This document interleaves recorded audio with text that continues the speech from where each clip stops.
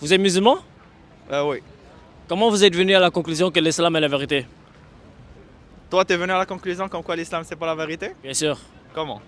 Parce que ça contredit la parole de Dieu, que Jésus est le Fils de Dieu, il est mort pour nos péchés, et il a resté la mort. Et je crois que ça, c'est vrai parce que ça peut être prouvé historiquement.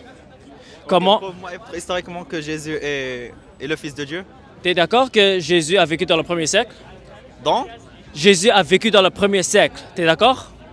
les premiers siècles. Oui, Jésus a vécu dans le premier siècle. Oui. Ouais. Ouais. Et on sait historiquement, selon toutes les évidences qu'on a ou les preuves qu'on a, que Jésus a été crucifié par la crucifixion romaine. OK? Ça, c'est un fait historique. OK? Et troisièmement, on sait que les disciples de Jésus, les témoins oculaires de Jésus, ils ont proclamé que Jésus a ressuscité après sa crucifixion. Ils ont déclaré qu'ils ont vu Jésus avec leurs propres yeux et ils ont décidé de mourir pour cette foi, pour cette déclaration. C'est comme ça qu'on sait qu'ils ne disaient pas un mensonge, parce que personne ne va mourir pour un mensonge. Et c'est comme ça que le christianisme a commencé dans le premier siècle et ça a pris tout l'Empire romain. Alors, la meilleure explication pour tous ces événements dans le premier siècle, c'est la résurrection de Jésus. Alors, on a des bonnes raisons pour croire que Jésus est mort à la croix et il a ressuscité la mort. Et c'est comme ça que le christianisme a commencé.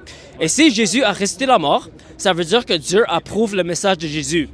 Et si Dieu approuve le message de Jésus, là, on doit examiner c'était quoi le message de Jésus. Avec toute l'information qu'on a durant le premier siècle, on doit se poser la question, c'était quoi le message de Jésus? Jésus a dit, je suis le Fils de Dieu. Il a dit, je vais donner ma vie et je vais le reprendre. Et il a dit que je vais payer le prix pour les péchés de l'humanité. Alors Jésus, il a prouvé que tout ce qu'il disait était vrai. Après sa crucifixion, il a ressuscité la mort pour prouver qu'il est le Fils de Dieu, c'est-à-dire qu'il est divin. Il est mort pour nos péchés et il a ressuscité la mort. Alors, on a des preuves historiques que le christianisme est la vérité.